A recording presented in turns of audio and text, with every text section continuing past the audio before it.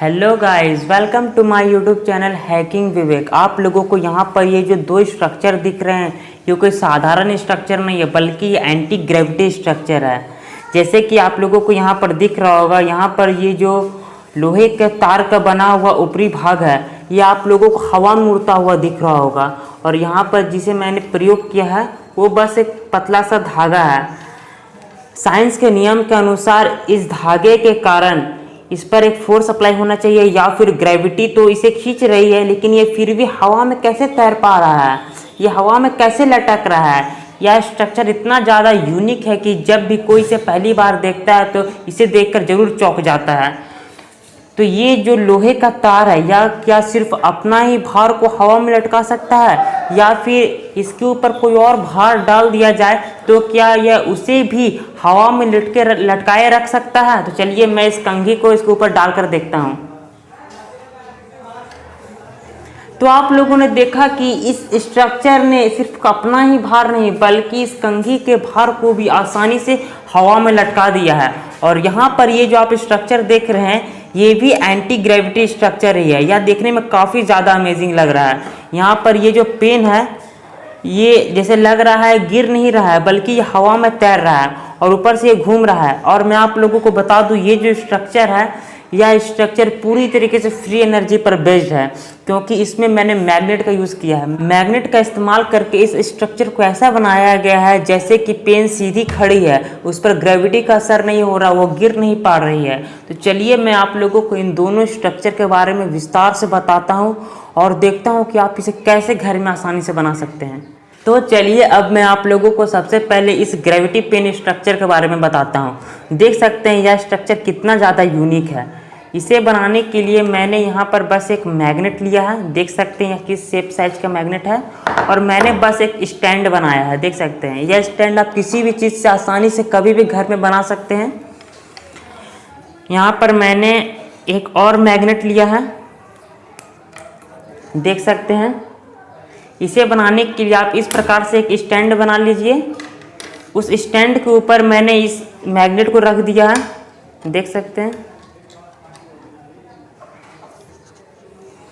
एक पेन लिया है, इस पेन के ऊपर मैंने मैग्नेट को लगा दिया है, देख सकते हैं जैसे आसानी से। और जब मैं इस पेन को इसके अंदर में रखता हूँ तो देखिए क्या होता है। देखिए ये हमारा एंटी ग्रेविटी स्ट्रक्चर पूरी तरीके से तैयार हो गया है, लेकिन ये हमारा अभी अधूरा स्ट्रक्चर है। आप लोगों को दिख रहा होगा कि हमारा ये जो पेन का नीब है वो हमारे सरफेस को टच कर रहा है, लेकिन अगर क्या होगा जब मैं इस पेन के नीब को इस सरफेस से ऊपर कर दूं, मतलब ये पूरी तरीके से हवा में लटकता रहे, तो इसे करने के लिए हमें मैग्नेट के बीच का जो रिपल्सन फोर्स है उसे बढ़ाना पड़ेगा, ताकि हमारे अर्थ का जो ग्रेविटेशन फोर्स है या उसे पार करके ढकेल सके।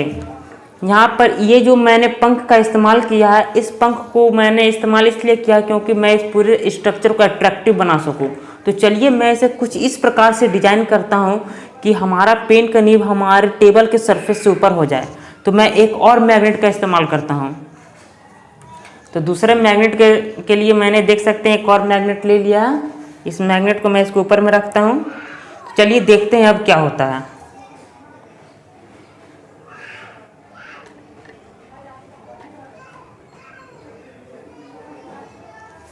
तो यहाँ पर आप आसानी से देख सकते हैं कि हमारा ये जो स्ट्रक्चर है, देख सकते हैं ये हवा में तैर रहा है। ये काफ़ी ज़्यादा यूनिक लग रहा है देखने के लिए।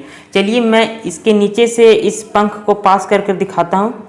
तो आप लोग देख सकते हैं कि हमारा पेन हवा में कैसे तैर रहा है। यह काफ़ी ज़्यादा यूनिक लग रहा है। अगर इस स्ट्रक्चर को आप अपने टेबल या फिर शोरूम में रखें, मतलब गेस्ट रूम में, तो आपका गेस्ट इसे देखकर ज़रूर चौंक जाएंगे। तो चलिए अब मैं आपको दूसरे स्ट्रक्चर के बारे में बताता हूँ, उसे कैसे बना सकते हैं। तो ये जो हमारा दूसरा वाला स्ट्रक्चर है वो पहले वाले स्ट्रक्चर से भी काफ़ी ज़्यादा मज़ेदार है। इस स्ट्रक्चर में ऐसा लग रहा है जैसे मान लो ऊपर की जो हमारे जो स्ट्रक्चर है, ऊपर वाला ये जो तार है वो हवा में लटकता हुआ दिखाई दे रहा है। और यहाँ पर जो मैंने इस्तेमाल किया हुआ है वो बस एक सिंपल सी रस्सी है, जिसे हम लोग सुई धागा के रूप में, मतलब धागा के रूप में इस्तेमाल करते हैं। जब ग्रेविटी इसे नीचे खींचने की कोशिश कर रही है, फिर भी इस पर ग्रेविटी का कोई असर नहीं हो रहा है, बल्कि ये खुद के वजन को ही नहीं, बल्कि अपने से ज़्यादा के वजन, अगर इसके ऊपर कोई ज़्यादा वजन डाल दिया जाए तो उसके वजन को भी आसानी से संभाल लेती है। तो चलिए मैं इसे डाल कर दिखाता हूँ। तो आप लोगों ने देखा कि इसने खुद के वजन को नहीं बल्कि इस कंघी के वजन को भी काफ़ी आसानी से संभाल लिया है। तो चलिए अब मैं आप लोगों को बताता हूँ यह स्ट्रक्चर कैसे बनता है और यह किस साइंस पर काम करता है। अगर मैं इस स्ट्रक्चर को देखिए ऐसे रख दूँ तो फिर भी इस पर ग्रेविटी का कोई असर नहीं होता। ये ग्रेविटी पर मतलब ये ग्रेविटी के नियम को चकमा दे देती है। मैं इसे जिस शेप में भी जिस तरह एंगल में खड़ा कर दूं या उसी एंगल में खड़ा हो जाती है और देखने वाले इसे देखकर एक बार में जरूर चौंक जाते हैं और इसके पीछे की साइंस को जानने की कोशिश करते हैं।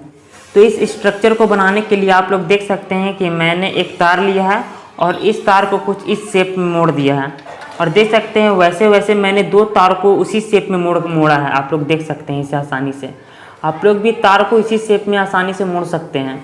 तो इसे मोड़ने के बाद आप लोग देख सकते हैं कि ये जो 2 छोर है इस दोनों छोर को मैंने एक धागा से अटैच कर दिया है, जबकि ये जो ट्रायंगल शेप और नीचे का जो ट्रायंगल शेप बन रहा है उन तीनों ट्रायंगल शेप को भी मैंने एक धागा से अटैच कर दिया है।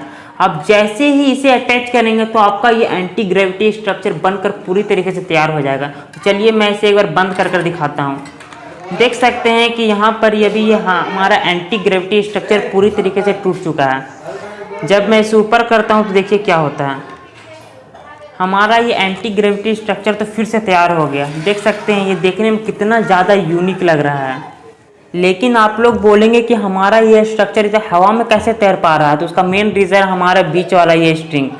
इस स्ट्रिंग के बांधने के कारण हमारा ऊपर का जो स्ट्रक्चर है वो ऐसे गिरने की कोशिश करता है, नीचे की तरफ ऐसे गिरने की कोशिश करता है। लेकिन यहाँ पर देख सकते हैं इसे इधर जाने से बचाने के लिए मैंने यहाँ पर 2 स्ट्रिंग और बांध दिए हैं।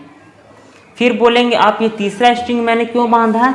ये तीसरा स्ट्रिंग सिर्फ शो के लिए, जिससे आप लोगों को एहसास ना हो कि आखिर हमारा ये पूरा स्ट्रक्चर किस साइंस पर बेस्ड है। तो मैं आशा करता हूँ आप लोगों को हमारा ये अमेजिंग साइंस स्ट्रक्चर काफ़ी ज़्यादा पसंद आया होगा। अगर आप ऐसे ही ज़्यादा मज़ेदार एक्सपेरिमेंट को देखना और सीखना चाहते हैं तो मेरे चैनल को जल्दी से सब्सक्राइब कीजिए। तो चलिए मिलते हैं नेक्स्ट वीडियो में, तब तक के लिए जय हिंद और जय भारत।